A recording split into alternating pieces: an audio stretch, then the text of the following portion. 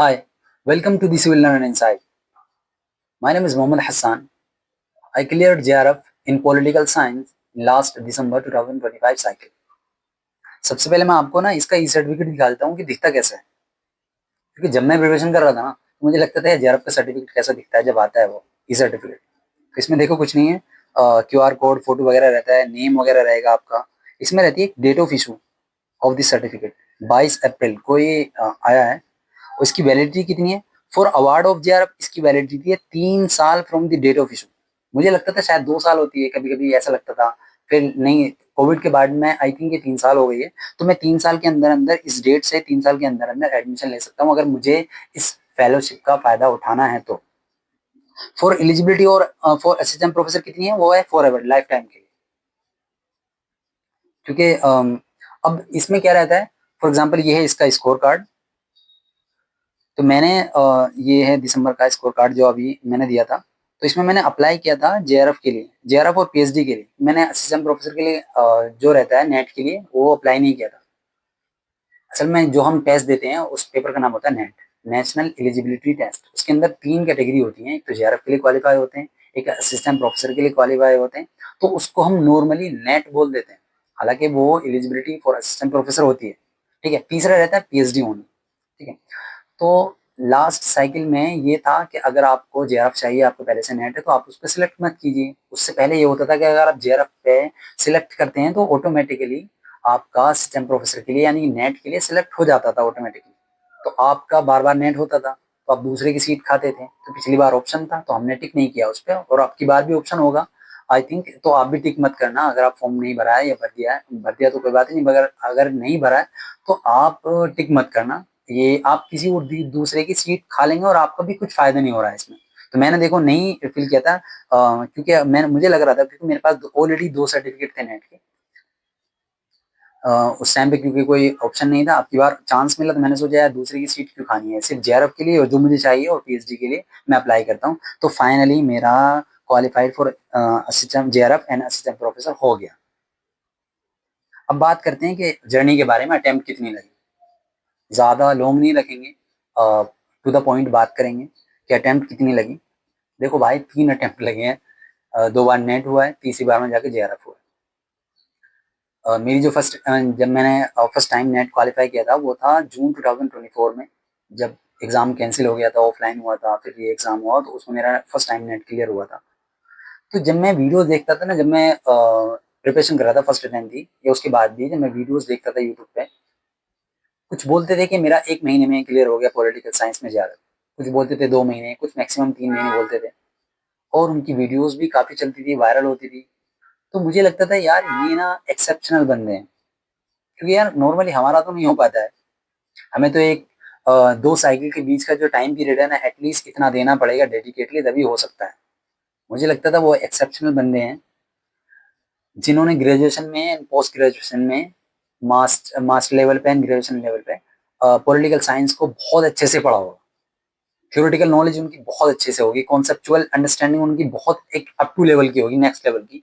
और उनकी retaining capacity, जो आजकल इस तरह रट्टिफिकेशन बेस्ड क्वेश्चन आ रहे हैं, उनकी रिटेनिंग कैपेसिटी बहुत अच्छी होगी, तभी वो निकाल सकते हैं। या थोड़ा बहुत लक चल गया उनका, क्योंकि इसमें नेगेटिव मार्किंग नहीं होती, तो लक भी एक काम कर जाता है एक हद तक। तो हो सकता है कि इस तरह वो उन्होंने निकाल लिया, क्योंकि भाई 1 महीने में निकालना पॉलिटिकल साइंस का ये हलवा नहीं है सीरियसली। आजकल जब कट ऑफ इतनी हाई जा रही है, 244 तक चली गई है, सबसे मतलब इतनी कट ऑफ चली गई 244 तक, 234 कहाँ ला 2023 में दिसंबर में सबसे ज्यादा कट ऑफ हाई गई थी पॉलिटिकल साइंस की, 212 या 216, इस 212 थी आई थी, सबसे हाई थी उस टाइम पे। फिर उसके बाद बढ़ती ही चली गई, इस टाइम पे थोड़ी रिड्यूस हुई है, इस बार में 214 थी। और उसका रीजन ये था क्योंकि बहुत ज्यादा memory based, fact based question थे। इसके लिए मैं आपको एक वो दिखाना चाहूंगा।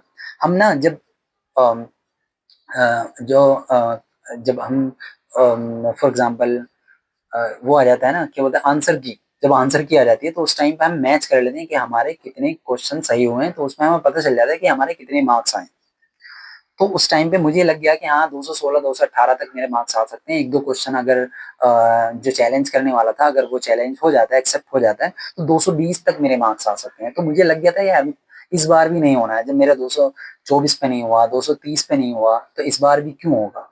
तो मैंने सोचा यार अब नहीं देना है। तो ये प्रद्युमन शरण किरण मैम है, टेक्स्ट बुक की फैकल्टी हैं, इन्होंने आवाज लगाई यार एनडीए के खिलाफ लड़ाई करते हैं कि वो ऐसा पेपर कोई क्यों बना रहा है। तो हम यूजीसी के ऑफिस गए, तो सर ने उनको पूरी एक ड्राफ्ट बना के तैयार करके और उनको दिया, एक रिपोर्ट बना के दी। उन्होंने उसमें लिखा था कि 67 क्वेश्चन, यानी कि आउट ऑफ 90, क्योंकि 10 क्वेश्चन पैसेज बेस्ड होते हैं 100 में से, 90 क्वेश्चन में से 67 क्वेश्चन ऐसे थे जो सिर्फ मेमोरी बेस्ड थे, उनका कोई लेना देना नहीं है फ्यूचर में जब हम असिस्टेंट प्रोफेसर बनेंगे, हम पढ़ाएंगे कॉलेज में क्या रेक्टिफिकेशन पढ़ाएंगे क्या। और मैंने ये बात बोली भी थी। मैंने जब वहां पे जो अथॉरिटी मिलने के लिए आई थी, तो मैंने बोला था सर असिस्टेंट प्रोफेसर के लिए जो आप एलिजिबिलिटी रखे रखे हुए हैं तो वो है नेट क्वालिफाइड, और मैं वो हो चुका हूँ। तो अगर मैं असिस्टेंट प्रोफेसर बनूंगा ना कॉलेज में, तो मैं रेक्टिफिकेशन ही पढ़ाऊंगा वहां पे जाके।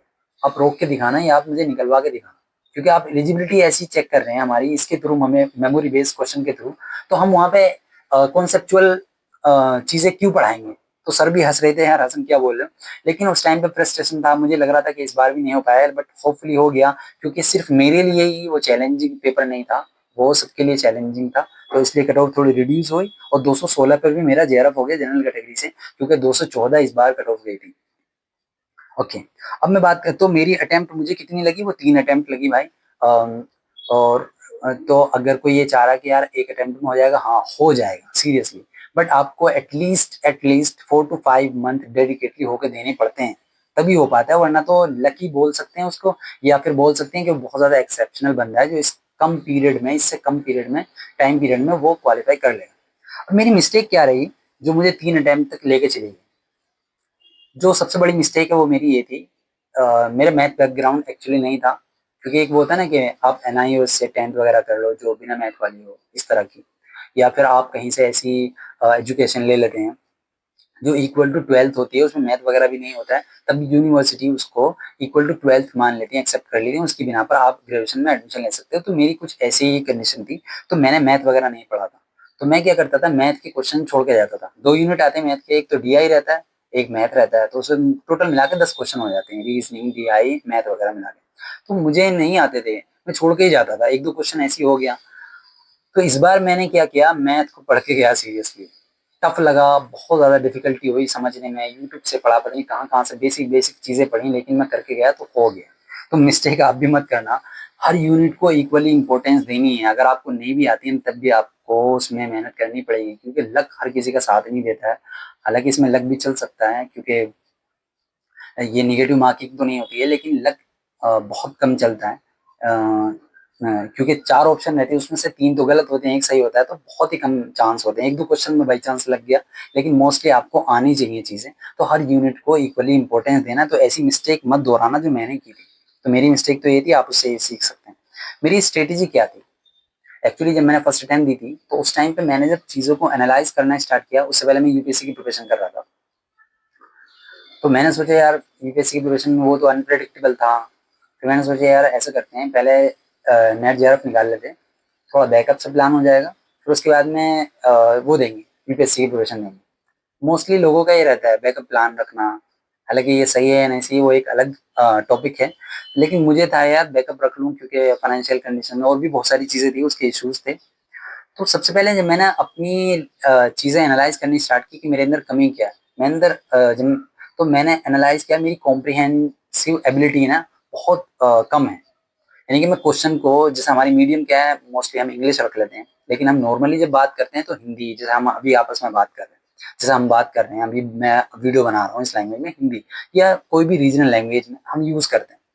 पर जब हम पढ़ते हैं तो उसको इंग्लिश में पढ़ते हैं। और आजकल हमारी एक कमी क्या हो गई है कि हमने लेक्चर देखना जब से स्टार्ट किया है ना, तब से हमने पढ़ना छोड़ दिया है, खुद से पढ़ते नहीं है, सिर्फ लेक्चर देखा और हमें लगता है कि अब इनफ हो गया, चीजें समझ में भी आ जाती हैं और हम क्वेश्चन सॉल्व कर सकते हैं। सीरियसली जब हम पढ़ने बैठते हैं ना, क्वेश्चन को जब हम पढ़ते हैं एग्जाम हॉल में, तो जब हम पढ़ते हैं उसको, तो वो काफी टाइम ले जाता है, क्योंकि पहले पढ़ते हैं फिर उसको समझते हैं, फिर उसके ऑप्शन को, क्योंकि कभी कभी बहुत लंबा पैराग्राफ सा होता है क्वेश्चन में, और फिर उसके ऑप्शन भी इतने सारे होते हैं, तो पढ़ते पढ़ते हम चीजों को समझ नहीं पाते। पहले पूरा पढ़ लिया, फिर उसको बाद में देखा कि है क्या, तो 1 मिनट से ज्यादा ले जाता है हमारी। मैंने इस चीज को ना एनालाइज किया, ये तो बहुत मिस्टेक है। मैंने सोचा शायद मेरी है। फिर मैंने ना यूपीएससी के कुछ बंदे थे जो लाइब्रेरी में रहते हैं, मैंने उनसे भी पूछा यार ऐसा होता है क्या कि हम जब चीजें क्वेश्चन पढ़ते हैं तो एक बार में समझ नहीं आता, कभी कभी दो बार पढ़ना पड़ता है, कभी कभी तीसरी बार भी पढ़ना पड़ जाता है। कह रहे हाँ यार ये तो होता है। तो मैंने सोचा मेरी अकेले की नहीं है, तो मैं इसको भी डिस्क्लोज कर सकता हूँ। तो शायद ये किसी और की भी हो, उसको शायद अभी पता ना चल रहा हो, या हम खुद से एक्सेप्ट नहीं कर पाते हैं यार ऐसे कैसे हमारी बेइज्जती हो जाएगी दूसरे के सामने, ये यार इससे एटलीस्ट कोई दूसरा बंदा सीख सकता है। तो मैंने क्या किया, रोजाना एक आर्टिकल पढ़ना स्टार्ट किया था हिंदू से। और जो मेरी जो बुक्स थी या मैं नोट से पढ़ता था, तो उसको मैंने पढ़ना स्टार्ट किया खुद से। तो उससे मेरी क्या क्या फायदा रहा, एक तो ये कि मेरी कॉम्प्रिहेंसिव एबिलिटी डेवलप हो गई, अच्छी हो गई, बहुत अच्छी हो गई। जब मैं पढ़ता था ना, पढ़ते पढ़ते चीजों को समझ जाता था, फिर आंसर भी टिक कर दिया करता था, तो रिटेनिंग कैपेसिटी भी बढ़ी। तो कॉम्प्रिहेंसिव एबिलिटी का मतलब ये होता है कि पढ़ते हो उसके साथ साथ समझ लेते हो। तो पैसेज बेस्ड क्वेश्चन रहते हैं। फॉर एग्जाम्पल फर्स्ट पेपर में रहते हैं 5 क्वेश्चन के पैसेज आता है, और सेकंड पेपर में 10 क्वेश्चन का रहता है, तो 15 क्वेश्चन यानी कि 30 मार्क्स का तो आपका पैसेज का, तो वो मेरा सोल्व हो जाता था।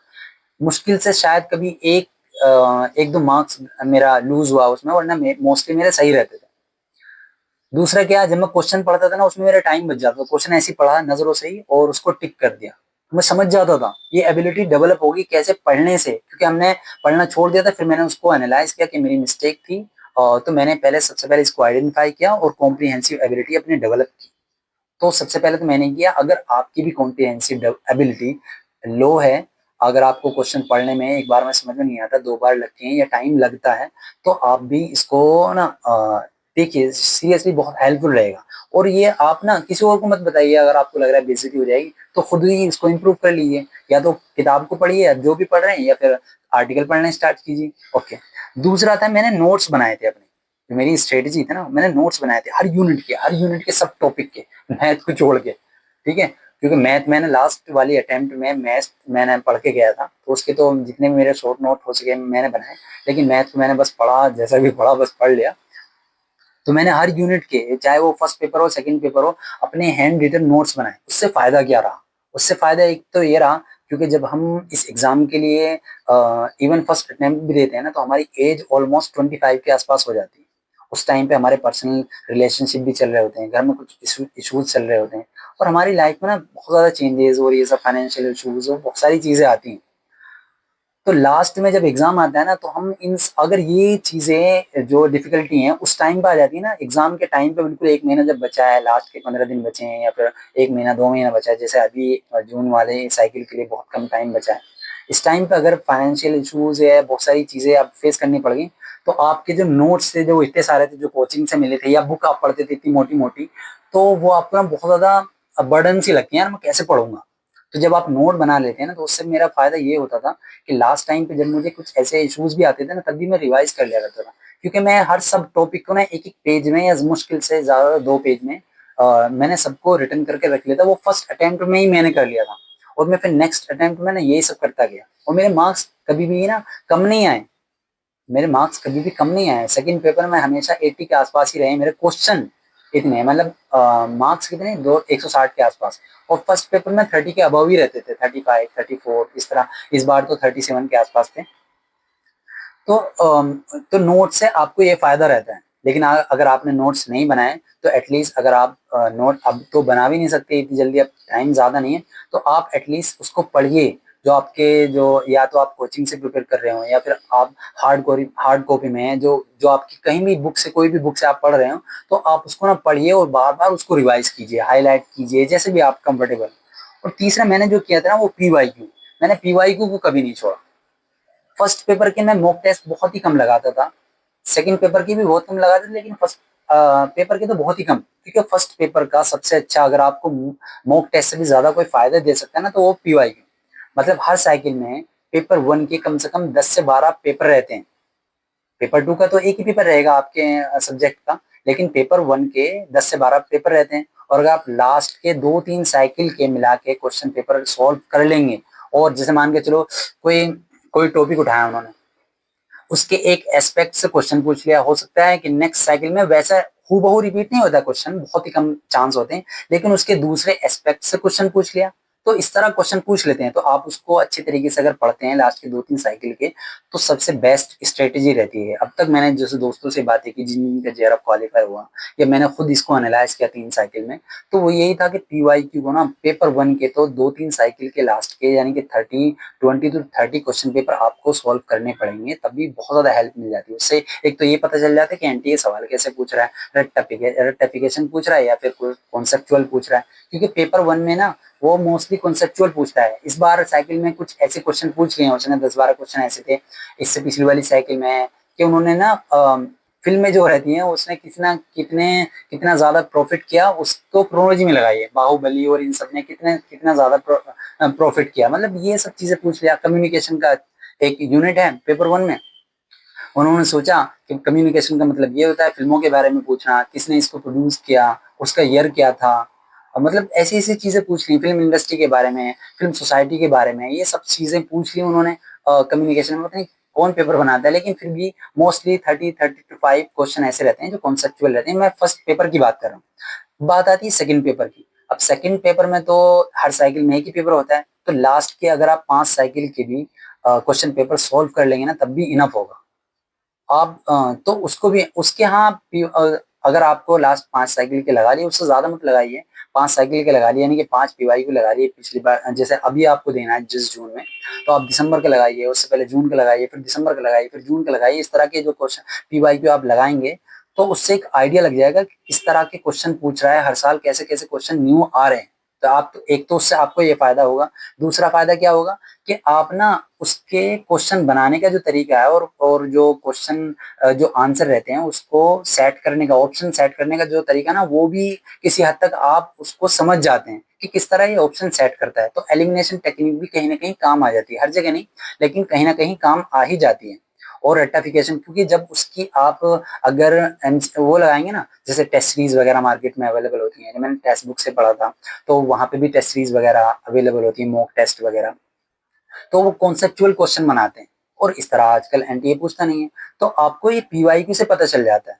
तो आप चाहें तो पीवाईक्यू अगर आप मॉक टेस्ट लगाना चाहते हैं तो पेपर 2 के लगा लीजिए, वो भी तब जब आपने 4 से 5 साइकिल के पेपर सोल्व कर लिए हों, उसके बाद आप लगा लीजिए। आपके पास टाइम है तो लगा लीजिए, नहीं तो आप क्या करना है, आपको नोट्स या फिर आप बुक्स जिससे भी आप पढ़ रहे हो उनको पढ़िए, खुद के नोट्स हों या फिर क्लास के नोट्स हों, उनको बहुत अच्छे से रिवाइज करते रहिए करते रहिए करते रहिए। और पीवाईक्यू का फर्स्ट पेपर का तो बिल्कुल पीवाईक्यू पे रिलाई करना है, और सेकंड पेपर के लिए लास्ट के 5 साइकिल के पेपर, और फिर उसके बाद में अगर आपके पास टाइम बचता है तो मॉक टेस्ट लगाइए। अब ये कि आप क्या कर सकते हैं इस साइकिल के लिए, आप क्या कर सकते हैं, सबसे पहले वही जो मैंने स्ट्रेटेजी बताई ना, वही कि आप नोट्स या बुक्स जहां से भी आप पढ़ रहे हैं आप उसको रिवाइज कीजिए जितना भी हो सके, क्योंकि अब ज्यादा टाइम नहीं बचा है। आई होप अगर आप किसी कोचिंग के थ्रू अपनी स्टडी कर रहे थे तो अब तक सिलेबस कंप्लीट हो गया होगा, उसको आप जितना हो सके रिवीजन लगाइए, रिवीजन कीजिए। आप हो सके तो टैबलेट में मोबाइल में मत पढ़िए, आप उसको हार्ड कॉपी में निकलवाइए, आप उसको प्रिंट आउट निकलवाइए, फिर उसको पढ़िए जो भी नोट्स हैं, ठीक है। या बुक्स है तो बुक्स से तो और अच्छी बात है, बुक में पढ़िए, तो उससे एक तो पढ़ने से आपकी कॉम्प्रिहेंसिव एबिलिटी डेवलप होगी, बेटर हो जाएगी, और दूसरा ये कि रिवीजन भी साथ के साथ हो जाएगा। और दूसरा ये पीवाईक्यू को कभी नहीं छोड़ना है। लेकिन अब ये रहता है कि पढ़ाई कहाँ से पीवाईक्यू भाई, अगर किसी के पास कोई बुक वगैरह है पीवाईक्यू की, लेकिन उसमें बुक में ना एक मिस्टेक रहती है, मतलब उसकी एक कमी बोल सकते हैं, क्योंकि उसमें लास्ट साइकिल के अपडेट नहीं होते हैं। क्योंकि मार्केट में जब बुक आती है वो एक साल में या 1.5 साल में निकालते हैं वो, और साल में 2 बार तो पेपर हो जाता है। तो लास्ट वाली साइकिल की रेयरली कोई बुक ऐसी मिलेगी आपको कि दिसंबर साइकिल के भी उसमें अपलोड हो। लेकिन उसके लिए बेस्ट स्ट्रेटेजी क्या है, क्योंकि ये ऑनलाइन पेपर होता है, पेपर पेन पेपर मोड तो नहीं होता, ऑनलाइन होता है, तो आप इसके अगर पीवाईक्यू ऑनलाइन लगाएंगे ना, तो बहुत अच्छा रहेगा। तो आप किसी भी ऐप पे जाइए, for example text book app पे या फिर जेआरएफ अड्डा या फिर जहाँ पे भी आप कंफर्टेबल हो, तो वहां पे जैसे टेक्स्ट बुक ऐप पे एक एलीट रहता है, एलीट करके पास, तो उसमें वो पीवाईक्यू का एक्सेस दे देते हैं, उसमें वो टेस्ट सीरीज का मॉक टेस्ट का एक्सेस दे देते हैं, उसमें इवन नोट्स का भी एक्सेस दे देते हैं। वो मोस्टली 1000 के अंदर अंदर आपको मिल जाता है। तो आप वहां से उसको परचेज करके आप ऑनलाइन टेस्ट मॉक टेस्ट लगाइए या टेस्ट सीरीज लगाइए कुछ भी। तो मेरा बस यही था कि आप अब रिवीजन कैसे करना है, कि आप पहले एक यूनिट को पढ़िए, जैसे पेपर 2 का है पॉलिटिकल थ्योरी, पहला पेपर है, पहला यूनिट है, आप उसमें उसको पढ़ा, फिर उसी यूनिट के जो पीवाईक्यू हैं वो लगाइए। तो बुक में ना, अगर कोई आपके पास बुक है या फिर आप किसी भी एप्स के थ्रू आप जाते हैं, तो वहां पे यूनिट वाइज भी पीवाईक्यू रहते हैं, मॉक टेस्ट नहीं, यूनिट वाइज पीवाईक्यू। तो यूनिट वाइज जो पीवाईक्यू ना, आपने पॉलिटिकल थ्योरी का किया, तो आप पॉलिटिकल थ्योरी के जितने भी लास्ट ईयर में अब तक क्वेश्चन आ चुके हैं, तो आप मेरे पास ये अवेलेबल थे, आप कहें तो मैं आपको दे दूंगा। तो अगर आपके पास क्वेश्चन पेपर हैं लास्ट ईयर के, चाहे तो वो बुक के थ्रू या ऐप पे, तो आप उसको ना यूनिट वाइज तो वहीं से लगाइए, ठीक है। तो फॉर एग्जांपल आपने पॉलिटिकल थ्योरी का या वेस्टर्न पॉलिटिकल थॉट या इंडियन पॉलिटिकल थॉट, आपने उसको रिवाइज किया और उसी के पीवाईक्यू लगा लिए, तो आपको ना बहुत हद तक रिवाइज भी हो जाएगा और पीवाईक्यू से पता भी चल जाएगा कि किस तरह का ट्रेंड है, किस तरह की आपको तैयारी करनी है। फिर अगर इसके बाद में आपको टाइम मिलता है तो आप मॉक टेस्ट के लिए जाइए, वरना तो इसी पर रिलाई कीजिए, इंशाल्लाह आपका हो जाएगा, ठीक है, जेआरएफ हो जाएगा। मेरा भी ऐसे ही हुआ, और ये नहीं कि लक की बेस्ड पर मेरा हुआ है। मैंने आपको बताया कि मेरा दो बार मेरा नेट क्वालिफाई हो चुका है और अच्छे अच्छे मार्क्स से हुआ है। एक एक दो दो क्वेश्चन से रह जाता था, वो भी मैथ की बिना पर। मैथ मेरा नहीं था स्ट्रॉन्ग इसलिए, वरना तो फर्स्ट अटेम्प्ट में भी मेरा हो जाता। तो लास्ट अटेम्प्ट में मैं मैथ करके गया, कम मार्क्स पे हुआ, लेकिन जेआरएफ हो गया, क्योंकि सबके लिए टफ रहेगा। क्योंकि अगर आप 10 यूनिट्स को, जितने भी सेकंड पेपर में 10 यूनिट्स और फर्स्ट पेपर में 10 यूनिट्स, सारे यूनिट्स को इक्वली अच्छे से पढ़ के जाते हैं, सभी ऐसे करके जाएंगे, तो अगर पेपर टफ आता है तो सबके लिए टफ आएगा, कट ऑफ रिड्यूस होगी तो सबके लिए होगी। और अगर पेपर आसान आता है तो सबके लिए आसान रहेगा, कट ऑफ बढ़ेगी तो सबके लिए बढ़ेगी, तो उससे कोई चिंता करने की जरूरत नहीं है। बट ये कि आपको नहीं छोड़ना है। तो लास्ट में बस यही कि रिवाइज कीजिए और पीवाईक्यू लगाइए। फिर भी आप, अगर आपके पास टाइम बचता है तो आप मॉक टेस्ट के लिए जा सकते हैं, वरना तो इन पे ही रिलाई कीजिए। अगर आप कांटेक्ट करना चाहते हैं तो नीचे उसमें बोल दीजिए कि मैं आपको प्रोवाइड करा दूंगा, टेलीग्राम आईडी दे दो, या फिर मेरी ये टेलीग्राम आईडी है, आप इसमें मैसेज कीजिए, मैं आपको ये नोट्स वगैरह दे दूंगा। जैसे मैं खुद के, जैसे मैं बताऊं आपको, जैसे ये था, मैंने क्या किया, जो रट्टाफिकेशन वाले थे ना, जैसे आजकल पॉलिटिकल साइंस में पूछ लेते हैं, जैसे कि क्रोनोलॉजी बेस्ड जो क्वेश्चन रहते हैं, जैसे मैंने क्या किया, उनकी अलग से पीडीएफ बना ली। जैसे कि पीएम की बना ली अलग से, और जैसे वाइस प्रेसिडेंट की अलग से बना ली, फिर इसी तरह प्रेसिडेंट की बना ली अलग से, फिर इसी तरह इसकी बना ली, वाइस प्रेसिडेंट की बना ली। तो जो वाइस प्रेसिडेंट बाद में बने, पीएम बने, इसी तरह चीफ इलेक्शन कमिश्नर की बना ली, फिर इसी तरह स्पीकर ऑफ लोकसभा की बना ली, फिर इसी तरह सीएजी की बना ली, इसी तरह चेयरमैन ऑफ फाइनेंस कमीशन की बना ली, फिर ये है चीफ जस्टिस ऑफ इंडिया, ये 50-51 के आसपास हैं, उसकी बना ली। क्योंकि अभी जो दिसंबर साइकिल थे ना, इसमें से उन्होंने 2 क्वेश्चन पूछ लिए, और मैं कहानी बेस्ड बना के रट्टाफिकेशन करके गया, तो क्यों भाई, अब मजबूरी है, अब करके जाना पड़ेगा आपको भी। तो इसमें से 2 क्वेश्चन उन्होंने पूछा था, मैं कहानी बना के गया था, मैंने लगा दी, दोनों क्वेश्चन लगाए थे, दोनों क्वेश्चन मेरे सही भी थे।